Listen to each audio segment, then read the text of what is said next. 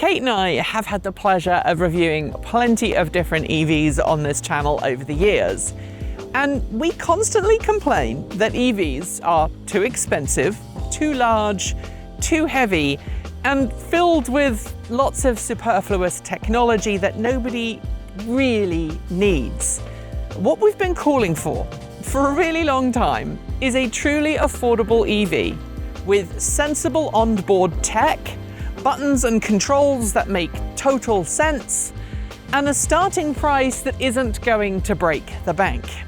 And when Volvo unveiled the EX30, we thought it might have cracked that particular problem. The EX30 is made in China. That reduces its cost dramatically. It's sold all around the world, and in Europe you can buy this as a rear-wheel drive car with a starting price that won't cause you to have a heart attack. Over here in North America, for the time being, and I'll talk about it in the review, this car is only available as an all-wheel drive variant, and it has a starting price over here of about $46,000 US, going up to just under $48,000. But the planned, eventually coming rear-wheel drive variant of this car has a starting price of $35,000, which is remarkably affordable. But Volvo has a name for prestige, for safety, for high-end build quality. Can you really make a high-end, premium-feeling luxury EV and give it such a low starting price? Let's find out. Thank you for joining us on our weekend jazz set. This is Transport Evolved Radio, your EV specialists. So kick back, unwind, and relax.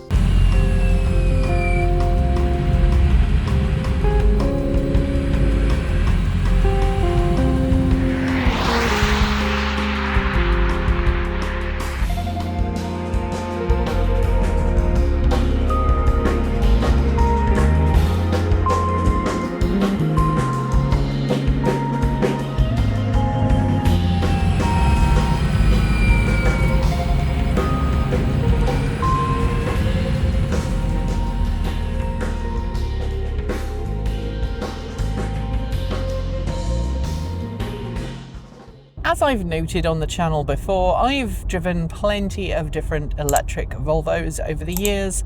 12 years ago, in fact, I was lucky enough to go to the Arctic Circle and test some prototype Volvos in the snow.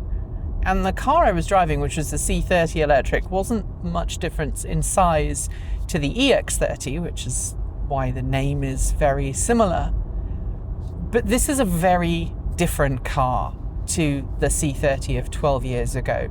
Volvo used to have these massive dashboards with buttons everywhere, and that's all gone in the EX30 because this is a software-defined car. That means, in layperson's speak, that this is a car in which everything is driven by the center touchscreen display. I don't even have a speedometer or dash in front of me. The speedometer is here on the top of the center touchscreen.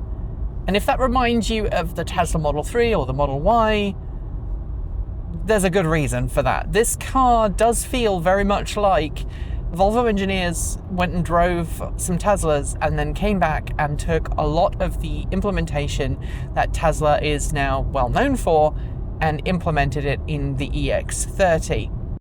This center touchscreen is very responsive, and it seems to do the job that Volvo sets out to do. It does, however, mean that a lot of the normal adjustments that you would expect in a car, like the mirrors, are controlled through the center touchscreen. How problematic that is going to be down to the individual. Personally, I'm not a fan of it, but I know many people would be just fine with that.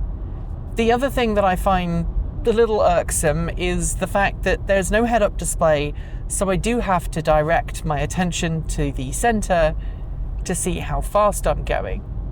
And I want to be clear here, I am perfectly okay with center-mounted speedometers.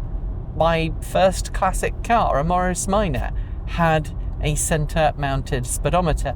and I had no problem with it. But the difference between my Morris Minor and something like the EX30 is that on my Morris Minor, it was a ginormous speedometer that was analog and had a massive arm on it that rotated so that I knew how fast I was going, and it was really easy and clear to read at a glance. This is a digital display, and well, the text is much smaller than a massive analog speedometer. Not everyone's gonna like that. There's been a couple of times when I've been driving when I've caught myself speeding at least a few miles per hour over the speed limit. That said, there are other elements of this that are very easy to use. This car has a Google Android Automotive system in it. That's different to Android Auto, which is the thing that you use to connect your phone to your car. And I should point out that this car does not have Android Auto. It has wireless Apple CarPlay, but if you have an Android phone, the only way that you can connect to this is to use the Bluetooth connection if you want to receive calls, and if you want to do mapping or you want to do anything else that might be related to your phone, such as running apps, you have to sign in to the Google App Store on your car. If this is your only vehicle and you're not sharing it with anyone, that's fine. You shouldn't have any problems with that. Although you may want to have a vehicle-specific password for security purposes, just in case your car is borrowed by someone, whether intentionally or unintentionally. And then you can get all of your address book, all of your apps, your favorites, your music can populate on here just as it would if it was connected through Android Auto. And that means that you can do route planning through your app on your computer or your smartphone or a tablet, and you can send it directly to your car. And the voice recognition, being Google-based, is pretty good. And also, all of the other Google Suite things work very well on this. Personally, I prefer the Android Auto and Apple CarPlay route because then I don't have to do any additional customization, and I can do the customization away from the vehicle. So when I get behind the wheel, I have multiple cars. I know that my Apple CarPlay setup doesn't change, and in the past I've had Android Auto, and I knew that the Android Auto setup wouldn't change either. It was going to be predictable. I was going to know exactly, how the system was going to work and how the car was going to respond. But other things like, heated seats down here, you have to press a button to bring up your heated steering wheel and heated seat controls. It disappears after a pretty short period of time, which means that you've got your attention down here rather than just pressing a physical button. And I've realized how much I miss physical buttons. Like, there's no controls in the door panel, and granted, that means you've got a very excellent armrest to use that's very, very comfortable and just about the right height. And it means you've got some very lovely deep door pockets. I can even fit my purse in there, or handbag, depending on which side of the Atlantic you happen to be. And that's another plus. Very few cars of this size have decent, deep, usable door pockets, but this one has it.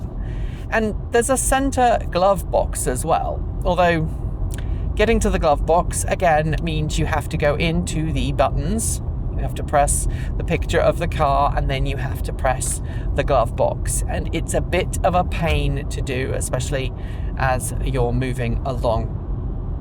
All of the lights, all of the interior lighting can also be controlled through that center touchscreen, and you've got the ambience, which allows you to choose different levels of lighting. It's got some predetermined themes.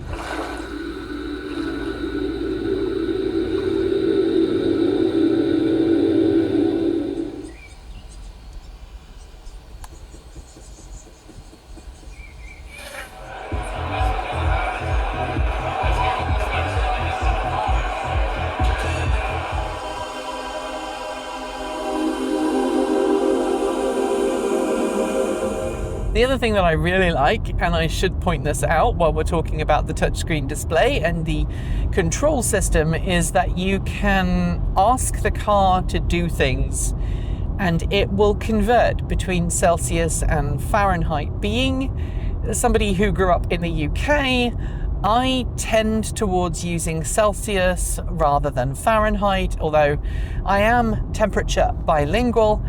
And so if I want to set the cabin temperature, there are no dials, it's all on the touchscreen, or I can just press the voice button on the steering wheel and ask the car to set the cabin temperature to whatever my desired temperature is in Celsius or in Fahrenheit, and it will respond appropriately. You wouldn't believe the number of high-end luxury cars on the market today that won't do that. So well done, Volvo. Being a Volvo, this car has plenty of fancy onboard safety tech that's designed to just sit there in the background and only come to the fore when needed to keep you safe and to prevent an accident or worse. And I should probably point out here that right now, while Volvo does plan on bringing a rear-wheel drive variant to North America, you can only currently get the all-wheel drive variant. The all-wheel drive variant is sold in 2 different trim levels, with Ultra being the most expensive one. That's the one that's just under $48,000 US. The model below that doesn't come with Pilot Assist as standard, but this one does, and Pilot Assist is kind of your semi-autonomous level 2 driver assistance system. It will steer, although you do need to keep your hands on the wheel, and if you take your hands off the wheel, kind of something really interesting happens. If you take your hands off the wheel, the car will nag you to put your hands back on, and eventually, if you don't put your hands back on the wheel, it will just stop. The car will just stop.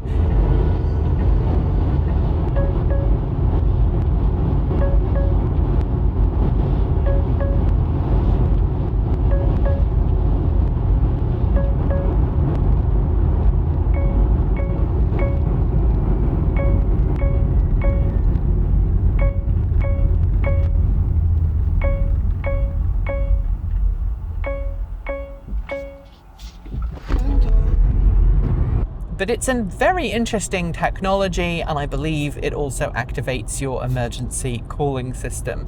There's definitely a lot of Tesla vibes about this car. That center touchscreen display, nothing behind the steering wheel, and a very Spartan perfunctory interior. But the interior in the EX30 is kind of fun. There's lots of recycled materials. This is like a laminated material here with like an impregnated resin, I think. And it looks actually really nice. The material choice in here is just enough to give you the vibes of upmarket without making you kind of think that this is a car that's going to be easily broken. And that's a very fine line to walk. And I think this could be a very good family car. The material is hard wearing and it's luxurious enough to remind you that you are driving a Volvo without being so expensive and highbrow that you're worried your kids are going to mess it up or your dogs are going to mess it up. And of course, there's plenty of room in this car for kids and dogs. Sure, I think you might struggle to get a Great Dane in here, but there is a small load bay in the back. You could fit a moderately sized dog in the back, or you can just fold down the rear seats if you've got a larger breed. And of course, all of the child seat fixings that you would expect from a Volvo, with plenty of safety tech to keep your kiddies safe on the road. I should also note that because this car comes as standard with a full-length panoramic glass sunroof, there's actually more headroom in the back than you would get if this was just a steel roof. And while I think if you are quite tall, you might struggle with headroom in the back, I think most people will be just fine. You may not want it for super long distances, but Volvo has done a really good packaging job with this car. Now, I'm not particularly tall. I'm about 5'8" and a bit, and there's about 10 inches between the back of my seat and the rear seat, meaning that as long as you're not super tall or have particularly long legs, you should be more than comfortable in the rear. And of course, while there are 5 seats, this is slightly narrower than some other cars in the market. So if you are that middle person in the rear, you should probably be pretty close friends with the other 2-seat occupants. While I'm waiting at these lights, let's talk about why Volvo has made this change away from the old Volvo style of lots of buttons towards this very much more minimalist interior. And part of that is software-defined vehicle. It allows Volvo to continually update the vehicle and push new features to customers' cars without making them feel old. And that promotes a sustainable ownership model where people hold onto the cars for much longer because they're constantly getting refreshed features via over-the-air updates, and they're less likely to want to shift to a different car. Durable interior also comes into play. Using the EU27 power grid mix, Volvo claims that this car is responsible for emitting less than 30 metric tons during a lifetime that sees it drive more than 200,000 kilometers. That includes the emissions from this vehicle's manufacturing. That is impressive. Along with Volvo's goal of ensuring that this vehicle is responsible for as few emissions as possible during its lifetime, Volvo has also taken another page out of Tesla's book with its particulate monitoring system that's built into this car. This car has a very high-end built-in cabin filtration system, and it also gives you a reading for inside the car. Right now, my PM 2.5 is classified as good, and the car will let me know if my air quality deteriorates. While we're talking about air quality though, one thing that is different to Tesla is that you still have manually adjustable climate vents, which I am very grateful for. I like to be able to adjust the airflow without going several menus deep, and that's definitely a redeeming feature for this car. We're heading out of town in a moment, and I'm going to be able to talk to you a little bit about handling and how this vehicle responds when you push it hard. But before I get there, I do just want to talk a little bit about the fact that you have to adjust the mirrors, and you can adjust the wipers and everything else through this center touchscreen display. I do not like the way that the mirrors are adjusted. I would much rather have a physical button on the door that I could adjust while looking ahead and just adjust it by feel. The exterior lights you can obviously also adjust here, so you can turn the lights on and off. But in Volvo's defense, there is a stalk control here to switch between automatic high beams and just dipped headlights. So that is a plus on Volvo's side. I should also point out that there are physical buttons for the windshield wipers, both front and the rear window wiper as well. Sure, you can adjust the rain sensitivity on the touchscreen display, but if you just want to wipe your windshield, it's a traditional control stalk affair. On the other side, you have your gear selector, and of course indicators are where you would normally expect them. And I am so glad that Volvo went with traditional-ish gear selector and indicator, because that's a steep learning curve that I don't want to have to handle today.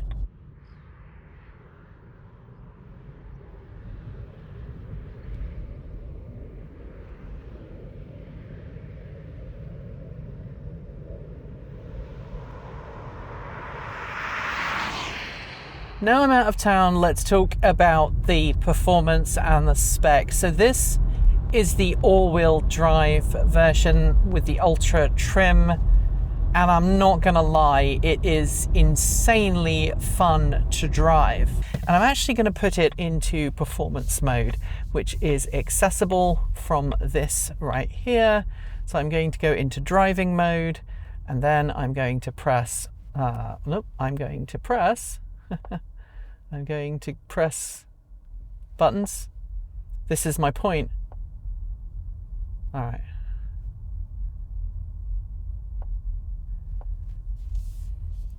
So now I've pulled onto a quiet road. Let me show you what this car can do. It has 315 kilowatts in this particular guise, and that means that you can do the stoplight sprint in about 3 and a bit seconds. Let's demonstrate what that looks like. The front of the car really pitches up quite dramatically, and that's something I don't really like, but it is blisteringly quick, and it really makes you aware of just how much power it has. It really pushes you back in your seat. Now, to activate the all-wheel drive performance mode, or the performance all-wheel drive mode that Volvo calls it, you have to select a mode here in the driving screen, so it's a little bit hidden. But there is one nag I have, and that is if you put this car into brain-melting performance mode, and this is the fastest accelerating Volvo that Volvo has made, I think, perhaps with the exception of, its Polestar race cars, you don't get single pedal drive. So if you want single pedal drive and you want regen on liftoff, which is something that I prefer, you have to turn off the performance mode. So even if you switch performance all-wheel drive on, and it says here one pedal drive is active, if I lift off my go pedal, it just coasts. If I turn off performance all-wheel drive, it noticeably starts slowing down. It feels like Volvo should communicate that a little bit more effectively. I know it does say, but it still shows as one pedal driving enabled, even though it says in the description for performance all-wheel drive that it will disable it. So I would much rather that it turns it off when you engage that, and then when you turn it back off, if you had previously engaged single pedal drive, it just automatically flips back on. I feel that that would be a much kinder way of allowing people to differentiate between those two particular modes. Out here on the open road, it's really impressive how communicative the car is as to what's going on. I mean, we're going through a series of twisties here. Sorry, that's a water bottle rolling around on the floor here. But I can come up to this corner and give it a little bit of steering and just feed it in, and the car just follows through. It really does go where I want it to go, and there's not really much in the way of fear that the car is not going to do what I ask it to do. At the same time, as soon as you put your foot to the floor and ask the car to accelerate, it really rears up. And you feel that as the steering becomes lighter, as the car kind of lurches up. What I would love is to see this car with an adaptive air suspension that pushes the back of the car up as you accelerate to give you that true straight line acceleration. That is something that Tesla has managed to do very well in some of its cars over the years, and I would love to see Volvo offer this adjustable air suspension. I think it would take this car into a next level performance. But the problem, of course, is that it would also push the price up. In case you haven't noticed, the steering wheel is not round. It's not really the Cortex steering wheel, the old Austin Allegros. It's kind of rounded square feel to it, and I'm not entirely sure how I feel about it. The actual steering wheel itself is quite small. You can fit your hands around it comfortably, but the actual physical size that the wheel takes up is quite large given this vehicle's capabilities, and I do sometimes think that it's just a little bit large. But look, it's a quiet road, we're doing 52 miles an hour. Let's find out how the brakes are. Straight line, lots of noise, but that is some of the best braking performance I've seen in an EV in a really long time. And why wouldn't you expect that? This is a Volvo, after all. But under heavy braking, just like heavy acceleration, that front end really starts doing things. When you accelerate, it rears up, and when you brake, it really pushes the nose down quite significantly. But it gets the job done. I really like the feel that this car gives, and I feel like I could drive this all day. It's similar in a lot of ways to Tesla's, but it seems to remove some of the harshness that I've got used to from Tesla, primarily the steering feel that Teslas are known for. Although I should note that this car does have fully adjustable steering, so you can make it softer or more sporty if you so wish. But I also would love to test this car's cheaper $35,000 sibling out. It's been promised, it just hasn't arrived yet. Now in Europe, you get a choice of battery packs depending on which model you get. You either get an NMC battery pack, which is what this one has, it's 69 kilowatt hours, or you can get an LFP battery pack, which has less power, but a better lifespan.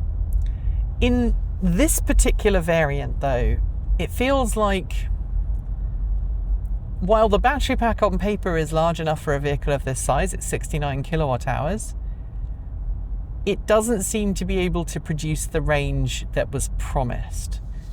When we picked this car up, it had 100% state of charge, and it said it had about 190 miles of real-world range, which is fine, adequate.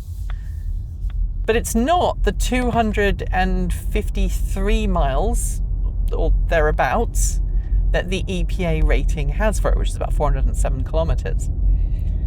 The rear-wheel drive long-range variant promises about 275 miles of range per charge. Obviously, I can't verify that because I don't have one to test.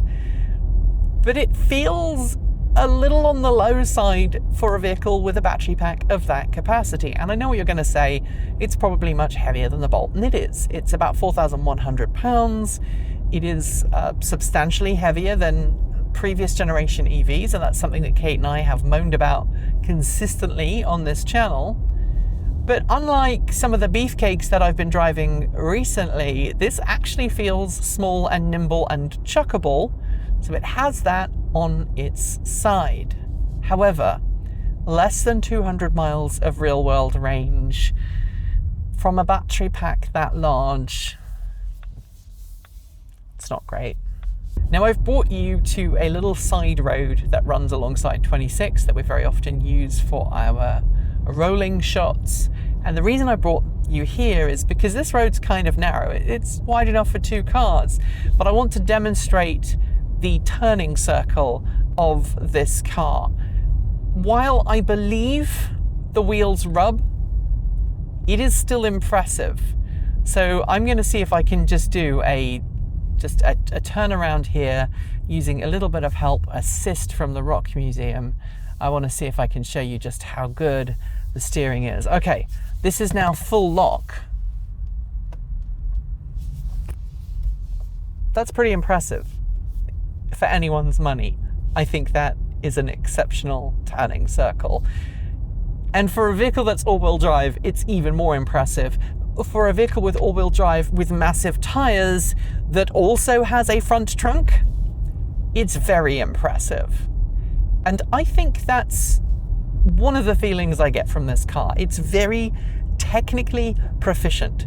It drives exceptionally well. You know where the wheels are, there's loads of feedback, and once you've got the seat adjusted to your liking, which can be a little bit of a faff, it's a really comfortable car to be in. And of course, it also has decent charging capabilities. Despite this being a 69 kilowatt hour battery pack, this can charge at up to 153 kilowatts. Don't ask me why it's 153 kilowatts, not 154. You can charge this from a DC fast charging station capable of that kind of power output from 20 to 80% in 26.5 minutes, which, you know, is just enough time to go and have a wee and grab a drink or walk the dog and then be back on the road. And with that range, that real world range that I told you about earlier, you're going to be stopping and charging this a fair bit if you're taking it on a longer trip. At least the all-wheel drive variant. The rear-wheel drive variant, as I noted, has a slightly better range, at least on paper. I should also point out that as a Volvo, if you are in North America, you now get access to Tesla's supercharger network, which opens up your charging possibility. And this car came with an AX adapter in the front trunk, although apparently somebody else removed it from the press car, and this car has less than 1,000 miles on the clock, so apparently they've already had to replace it once. So we were given strict instructions to keep the NAX adapter in the frunk. I don't know if we were allowed to use it, but we do have some spare NAX adapters as required. If you don't have access to a DC fast charging station, and there are huge swathes of North America without any DC fast charging infrastructure, you will be pleased to know that this car comes as standard with an 11 kilowatt AC onboard charger, which means if you have a level 2 charging station that's capable of delivering 11 kilowatts, you'll be able to charge this car really quite quickly, like 6-7 hours from empty to full. I know when we brought it back to my house earlier on after picking it up, we were able to charge it back to full in a couple of hours without any problems. In Europe, it's even better, because in Europe, where 3-phase charging is the norm and 3-phase household power is fairly common, you can also get the ultra trim variant with a 22 kilowatt onboard charger, which is what, 3.5 hours to full. That is incredibly good, and for the prices that this car is going for, that's incredibly good value for money, and it should mean that you won't have to rely so much on DC fast charging. Volvo says that this comes with 4 years of Google connectivity as standard, which is okay. And while this doesn't have hands-off driver assistance right now, I think that is in the pipeline, but don't quote me on that. Volvo has plans, it always has plans for increasing those kind of features. To finish, I want to give a shout out to some of the other interior features that I haven't mentioned yet. Of course, the first one is the sound system. I've only just realised how to adjust the tonal controls while driving this car, but the sound system, the Harman sound system, is very technically proficient. It just feels a little lifeless. It doesn't feel particularly engaging. It's just like a very accurate representation of the sound, but it doesn't necessarily get you super engaged. Although I must admit that when I took this out for a spin earlier and pushed it hard to see just how well it would handle, and the answer is very well, I put the Prodigy's fire starter on the audio system and cranked the volume up, and it did exceptionally well.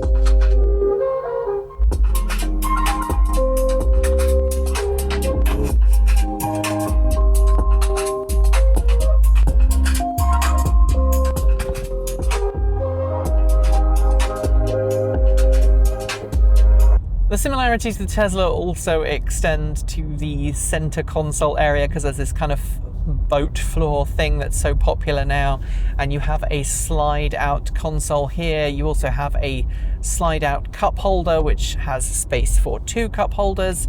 You also have your door lock and unlock buttons in the center here, and you also have your front window controls here as well. But just like Volkswagen, if you want to operate the rear windows, you have to press the rear button and then operate those same buttons, which I absolutely loathe. And it just reinforces what I feel about this car. It's exceptionally entertaining to drive, but as soon as you ask the car to change a setting, it becomes a nightmare. And that is a big problem for me, because for a budget-oriented, accessible, friendly car, it shouldn't feel like you need a PhD in computer science to change the mirrors. I wish that Kate had been able to come and enjoy this car with me, because I think she would agree with me that the EX30 does so much right. And the first thing it does right is its size. I mean, look at it. It's not monstrously large, it's not 6,000 pounds. It actually tips the scales at 4,100 pounds, in case you're wondering. It has all-wheel drive, at least in this variant. And eventually, assuming that Volvo can sort out tariffs and the cost of doing business in North America, it plans on bringing the more affordable $35,000 rear-wheel drive variant to North America, and at that point this will be a cracking bargain. Decent enough range, sure, it's not super long-legged, but it's enough to get you around town and to be a good daily driver. It's comfortable, it's quiet, it's got a semi-decent audio system, although as I already mentioned, I'm not a fan of its technical proficiency but lacking soul. But the rest of this car is exactly what we've wanted for a really long time. A compact crossover that's not too ridiculous, that gets out of its own way, and has a reasonable price tag. And to demonstrate just how much Volvo got right with this, I brought along my Chevrolet Bolt EV. This is a 2017 model year car. It's not much difference in size. It's got a similar shape. It's got a higher roofline compared to the EX30. It's slightly shorter, but its battery pack is about the same size. It's 66 kilowatt hours versus 69 kilowatt hours. It's got less power, but again, it gets out of its own way. While I'm here though, this is 17-inch wheels as opposed to the 19-inch wheels on the EX30, and that demonstrates yet again how I wish that Volvo had put smaller wheels on this car, because I think it looks a little silly with such massive wheels. But I also want to highlight something else. When this car was brand new in 2017, and this is a 2017 Premier trim, it had an MSRP of around 46,000 US dollars. And for that, you got 250 miles of range, you got decent performance, you got fast charging, you got some safety features, but that was 8 years ago. And look how far the industry has come between here and here. Similar price, all-wheel drive as opposed to front-wheel drive, slightly larger battery pack, much more improved DC fast charging, 153 kilowatts, about 26.5 minutes from 20 to 80% full, according to Volvo, at a compatible DC fast charging station. It's got decent load bay in the back. It's got very clear, very easy to see lights that communicate your intention to the rest of the world very effectively. Up front, it's not too large. There is a frunk, which is something that the Bolt never had, and you've got decent Thor's hammer headlights, which of course, being Volvo, are done exceptionally well. Inside is comfortable but not too ostentatious.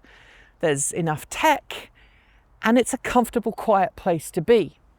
You've got adaptive cruise control. You've got tons of safety features, you know, the usual Volvo stuff. And it drives really well.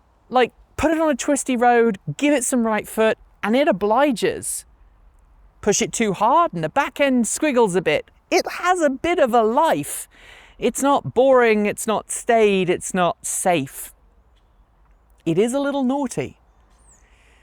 But as much as I love this car, and by the way, if you are somebody who enjoys driving for driving's sake, you should definitely take one of these out for a spin.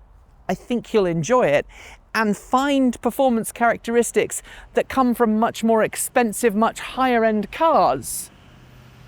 I think you might come to the same conclusion that I have come to, which is, while this is a great car for driving, the tech lets it down.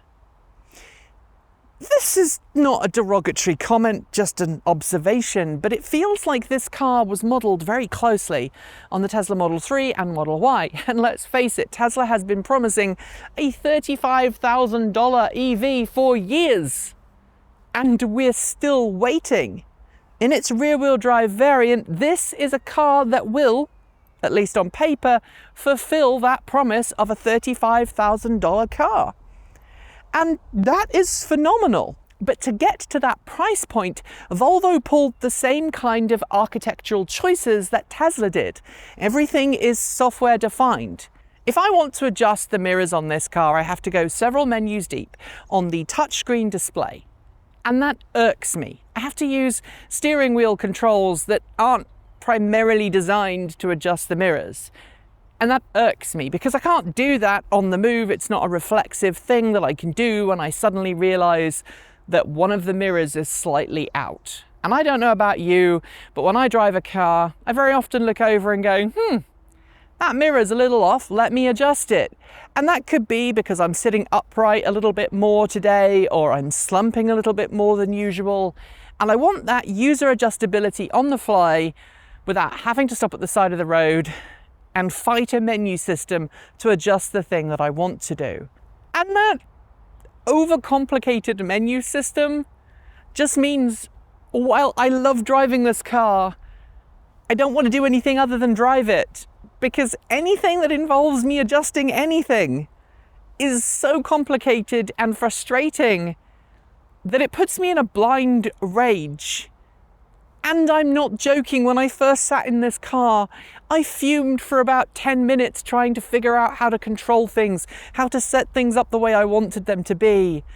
And that's not an experience I want, whether I'm spending $20,000 or $100,000. Technology inside a car should be accessible to both tech nerds and technophobes alike. It should make controls intuitive and easy to use. And I don't feel that Volvo has done that with the EX30. And look, I am a big, massive nerd. I can pseudo make me a sandwich like everyone else. But that's in a computer. And when I'm driving, I want to be focusing on the road ahead, not trying to remember how to change a setting that I'm used to being able to change just by pushing a button that my body has remembered the position of. So, while this is good, I know which one of these I'm taking home.